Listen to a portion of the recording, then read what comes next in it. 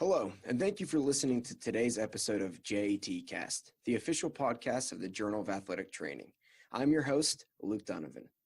On today's podcast, I'll be summarizing a recent article published online in the Journal of Athletic Training with the goal of providing you with novel information that may impact your clinical practice. After the summary, we'll be joined by Dr. Kevin Miller to discuss his latest works regarding cooling rates of hyperthermic individuals wearing football uniforms. All papers we will be discussing today can be found on the JAT website, natajournals.org. And please remember that all content from JAT is open access to all readers thanks to the funding of the National Athletic Trainers Association. Let's survey the scene. The article that I will summarize and the article Dr. Miller will discuss do not overlap in terms of subject or content, but rather were chosen because of the time of year. As American football seasons across all levels wane and as spring sports get underway, it is a great time for athletic trainers to reevaluate all emergency procedures and to revise or implement injury prevention programs for upcoming seasons such as baseball. For these reasons, I'm excited to have Dr. Miller join us today so he can provide an update on cooling procedures for patients wearing football equipment. During our chat, we will also find out if the results of his latest study can be applied to spring sports. Prior to being joined by Dr. Miller, let's find out whether shoulder range of motion is truly a predictor of arm injuries among baseball players. This article is titled, Shoulder Range of Motion in Baseball Arm Injuries, a Systematic Review and Meta-Analysis. This article is by Dr. Garrett Bullock and colleagues from Mountain River Physical Therapy, Duke University, and ATI Physical Therapy. Upper extremity injuries among baseball players commonly occurs across all levels, with incidence rates ranging from about 3.5 to almost 6 injuries per 1,000 athlete exposures. The high injury rates and continual increase in the incidence is attributed to increases in playing volume and changes in shoulder range of motion. Specific to shoulder range of motion, previous literature has suggested that in response to the large stresses endured during pitching, both soft tissue and bony adaptations occur within and around the glenohumeral joints that ultimately change shoulder range of motion. Some studies have found that soft tissue adaptation can be modified through the sleeper stretch and the use of instrumented soft tissue mobilization. The effects of interventions geared to improve soft tissue changes, and perhaps most importantly, the relationship between shoulder range of motion and upper extremity injury. Therefore, by way of a systematic review and meta-analysis, the authors aim to assess the quality of evidence of current literature and to determine the relationship between shoulder range of motion and the risk of upper extremity injuries in baseball players. Now let's discuss the methods used within this study. The study was completed by adhering to the preferred reporting items for systematic reviews and meta-analysis, also known as the PRISMA guidelines. Using PubMed, CNOL, Embase, and Sport Discus, an electronic search was completed by a medical research librarian using a set list of vocabulary related to range of motion and shoulder anatomy. Following the search, 2 independent reviewers determined relevance and adherence to the inclusion and exclusion criteria. Studies were included if the participants were baseball players aged 13 years or older at any competition level who had an assessment of shoulder range of motion being internal rotation, total range of motion, external rotation, or horizontal adduction in either the supine or prone position. Other inclusion criteria was that healthy cohorts were tracked prospectively or retrospectively for injury and included injury incidence or injury rate. Studies were not included if they were cross-sectional studies that compared healthy participants and those who were in pain or injured, case studies, papers written in a language other than English, shoulder range of motion measurements not taken in prone or supine position, participation in a sport other than baseball, or any study that lacked injury data. Finally, all studies had to be published within a peer-reviewed journal. The following measures and comparisons were made within the meta-analysis. Injured and uninjured group differences for absolute shoulder range of motion and throwing versus non-throwing shoulder range of motion deficits for internal rotation, external rotation, and total range of motion, which was defined by adding both internal rotation, external rotation together. Injured and uninjured group differences for horizontal adduction were assessed solely for absolute range of motion due to the lack of data reporting for throwing versus non-throwing shoulder range of motion deficits. The results of the study are as follows. The initial search generated 707 studies. Following review of the titles and abstracts, the full text of 18 studies were evaluated to determine eligibility. Of those 18 studies, 6 were included as part of the quality assessment and analysis. Across the 6 studies, 1,056 participants were included. Specific to study quality, all studies provided level 2B evidence since they are all a prospective study design. Based on the modified Downs and Black scale, where a score of 15 represents the highest quality, the study quality ranged from 11 to 14, so overall, were all considered to use quality methods. However, common areas that reduce the quality of the studies and should not be overlooked when interpreting each individual study were that examiners from 3 studies were not blinded to participants' throwing arm during assessment. 4 studies did not have a sufficient power, which increases the risk of a statistical error. And finally, only 1 study included confounding variables such as pitch count within their analysis. After pulling the data across all 6 studies, the authors found that the absolute shoulder internal rotation range of motion, the internal rotation shoulder range of motion bilateral deficit, and the absolute shoulder total range of motion were predictors of injuries and displayed homogeneity across the data. The absolute shoulder horizontal adduction range of motion were predictors of injury. However, the data did display some moderate inconsistency, meaning interpretation of this specific result should be used with caution until future investigations are completed. From a clinical standpoint in interpretation, the authors found that the baseball players with any of the following scenarios are at a greater risk of being injured. First, absolute shoulder internal rotation less than 44 degrees. Second, total range of motion being less than 160 degrees. Third, side-to-side deficits in internal rotation in excess of 5 degrees. And finally, side-to-side deficits in total range of motion in excess of 8 degrees. Athletic trainers should consider these findings when designing upper extremity injury prevention programs. It would also most likely be beneficial to include these measures as part of a baseline injury and return to sports screening in an effort to decrease the upper extremity injury risk.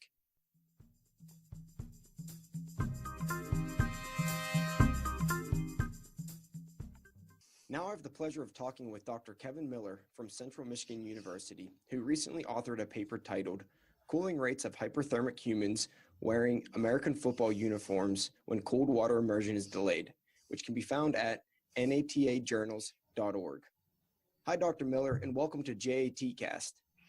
Hi, Luke, Chris, great to be with you. Thanks for the opportunity to do this. Can you introduce yourself and tell us a little bit about your background? Sure. My name is Kevin Miller, and I'm a full professor in the athletic training program here at Central Michigan University. My area of research expertise is in exertional heat illnesses, and specifically, I really look at 2 different heat illnesses, primarily exercise-associated muscle cramping and exertional heat stroke. And a little bit more about my background, I was very humbled to co-author the NATA position statement on exertional heat illnesses that was published back in 2015, as well as the more recent NATA roundtable on malignant hyperthermia in physically active populations. I'm also very humbled to join the editorial board for the Journal of Athletic Training for the last couple of years, and am very lucky to contribute back to the profession in that way. Thank you. Can you provide a brief background and summary of your latest work on cooling rates of hyperthermic humans wearing American football uniforms? Sure, happy to share more about our research. And before we get into some of the detail, I just want to say and acknowledge my co-authors, Grace Cott and Tim DeMango. These were 2 fantastic undergraduate athletic training students that we had here at Central Michigan University, and it was one of their undergraduate research projects that we were fortunate enough to do here. And also want to acknowledge Brian Weiss, Mike McPike, Tyler Truxton, as well as the College of Health Professions and Office of Research and Grad Studies for funding the study. And so let's talk about the study for a little bit and why it was important. First off, we know that American football is probably the riskiest sport when it comes to development of exertional heat illnesses. We know from some data in secondary schools, for example, that American footballers have about an 11 times higher risk of getting a heat illness than any other sport combined. And there's a lot of reasons for that, from football usually starting in the hottest part of the year to wearing oftentimes very cumbersome equipment that adds weight and thus increases metabolic expenditure during exercise, during the activity.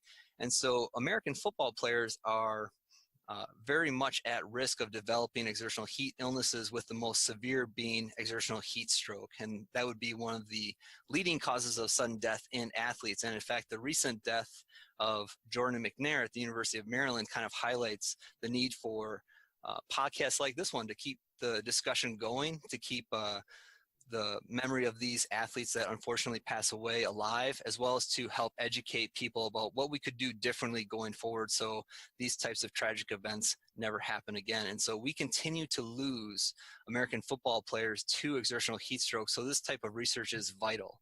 And so to refresh everybody's memory, exertional heat stroke occurs when body core temperature exceeds 105 degrees Fahrenheit and the athlete shows central nervous system dysfunction. And as we've been taught, the best way to reduce body core temperature is with whole body cold water immersion. And so what we typically look for in these types of studies is for a very high cooling rate.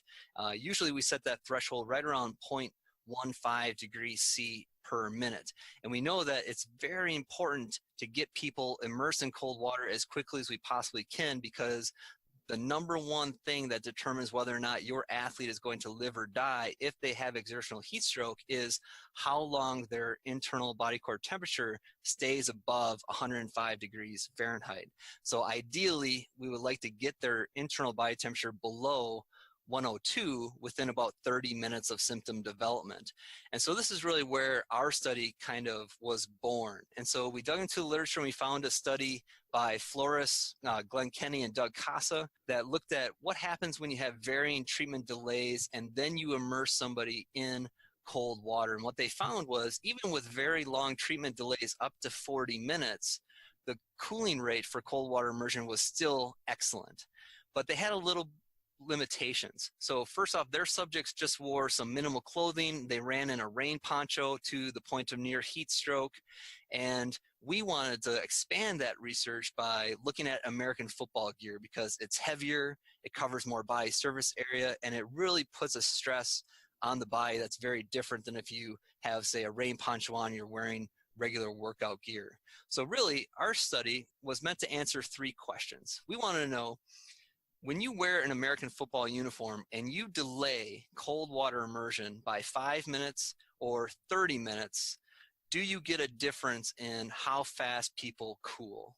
And then secondly, when you get people in cold water immersion and you cool them after either a short or a prolonged delay, do we still get excellent cooling even when you wear a full American football uniform during the cold water immersion? And then the third question we wanted to answer was, how do delays affect subjective experiences by people that are borderline heat stroke? Does that impact how hot they think they are, or the number and intensity of heat illness type symptoms that they experience? What made you pick those specific time intervals? Sure, that's a great question. So prior research has shown that when you have qualified medical people like athletic trainers simulating a heat stroke event, it takes about 5 minutes to remove equipment, insert a rectal thermistor, and then evaluate somebody to diagnose them with exertional heat stroke.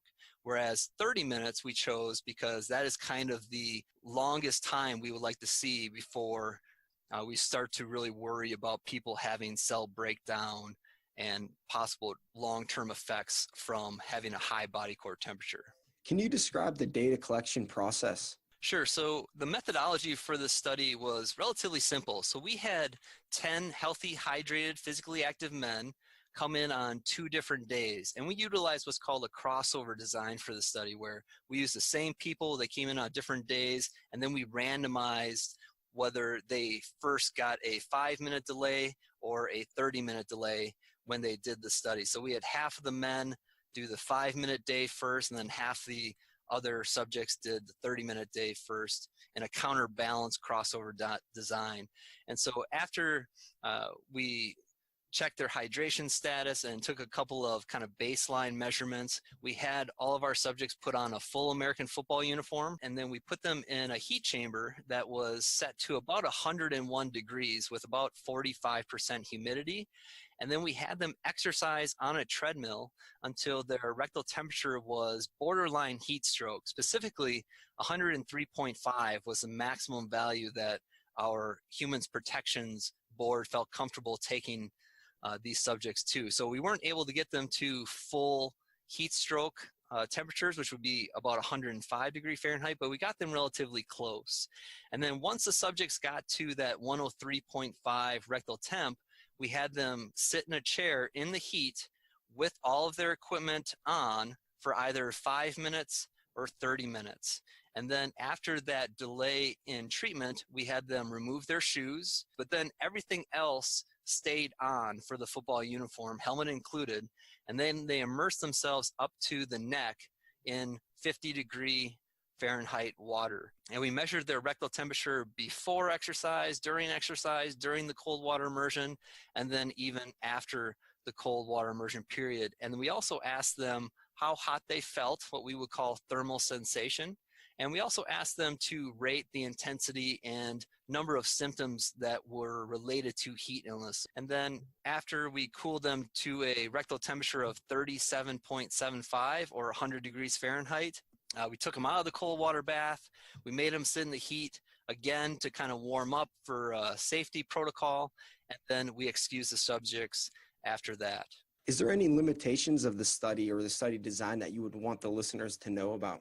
I think there are two major limitations. First, because of safety reasons, we could not give somebody real exertional heat stroke.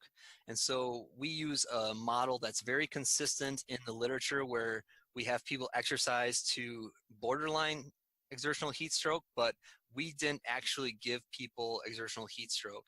And then secondly, our subjects are oftentimes volunteers. And so we're not allowed a lot of times to use the actual American football athletes that attend Central Michigan University. And so the body characteristics of our subject pool were not consistent with the body characteristics that we would typically see of an American football player who, say, dies from exertional heat stroke. What do you think was the most important finding of this paper? Sure. Well, a couple of the big results. First, we were able to get people to borderline heat stroke temperatures within about 45 minutes.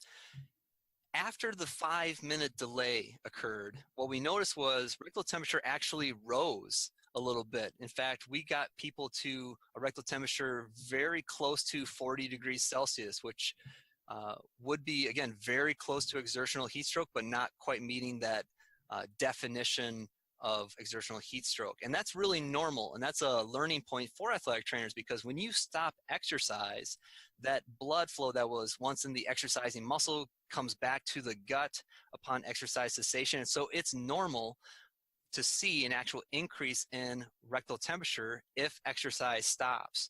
And so during that first 5-minute period, we actually noticed rectal temperature went up before people got into the cold water bath. So the clinical application point of that is, if you put somebody into a cold water immersion tub, don't be shocked if rectal temperature doesn't fall immediately, because that blood flow is coming back into the gut. And so it takes a little bit of time, and you might even see rectal temperature plateau before it finally starts to decrease. So don't panic. It's just normal process of what's going to happen. What was other interesting points was after the 30-minute delay, rectal temperature actually dropped to about 39.5. And that was also expected, because passive cooling rates, even with American football gear on, will occur. But what was interesting is our cooling rates, again, even with full American football gear on, were excellent. In both treatment delay periods, our cooling rates were approximately 0.2 degrees Celsius per minute. And again, the threshold that we would really like to see to call something excellent is above 0.15 degrees C per minute. So even with a 5-minute or a 30-minute treatment delay and full American football gear on, cold water immersion was fantastic for cooling somebody that was very, very hot. Do you think it's safe to translate some of the results from this study to other sports that are equipment intensive? Right. So great question. It's kind of dangerous to speculate about how other equipment intensive sports would behave because the equipment's different. It covers different amounts of body surface area. A lot of times these sports are often played indoors versus outdoors. They're played by a completely different group of people with different body characteristics. So I would be very cautious about trying to take this data and apply it to other sports. This does not need to be related to this paper, but what's the best paper that you've read lately? Well, a couple of things. There's some amazing research coming out of the Journal of Athletic Training right now. It's fantastic to see the online first articles, and just recently, I think it might have been yesterday, the new position statement on immediate management of joint dislocations was released. And this is just a fantastic evidence-based document produced by the NATA to help make sure athletic trainers are on the same page with their physicians, that the EAP that they're following is appropriate, that we have well thought out joint specific guidelines for how to manage joint dislocations. And so these types of papers and position statements are vital for helping athletic trainers create good EAPs so that we can best take care of our athletes. And then specific to my area of interest, there was a recent paper submitted to the Journal of Athletic Training and recently published by Andy Grunstein and Yuri Hasakawa and Doug Casa, looking at regional heat safety guidelines and exertional heat stroke death in American football players. And this is something that I think is really going to push our profession forward and ultimately change how athletic trainers use activity modification for heat illness prevention. Right now, we kind of use these national guidelines like the Georgia High School Activity Association guidelines. And while those are fantastic and they are known to lower the number of heat illnesses, a lot of times those guidelines aren't specific enough for cold states like my state in Michigan. And so we know that athletes will acclimatize to the conditions in which they live and practice. But when they encounter maybe abnormally high days of heat stress, if you're using a national guideline that maybe used Georgia as its kind of standard for what is a hot temperature, then a lot of times the northern states and the colder states, they might not cancel practice when maybe they should have because their temperatures usually don't get that hot. And so what I think we're going to see in the near future is a recommendation to go from, instead of a national standard, to a region-specific activity modification standard. And so I would say to athletic trainers, start looking at those types of things, start looking at your own state and your own weather patterns to see whether or not you can implement those region-specific guidelines to better take care of your athletes and modify practices according to your own region rather than maybe a national standard that used a very hot state. Dr. Miller, thank you for taking the time to answer my questions. This has been very informative. We appreciate everything that you've done so far and all the hard work that you continue to put out in JAT. All right, thank you so much for the opportunity. I appreciate it. Well, that is it for today's JAT Cast. Please remember to rate and subscribe to the podcast, which is available on iTunes, Google Play, Spotify, and Stitcher.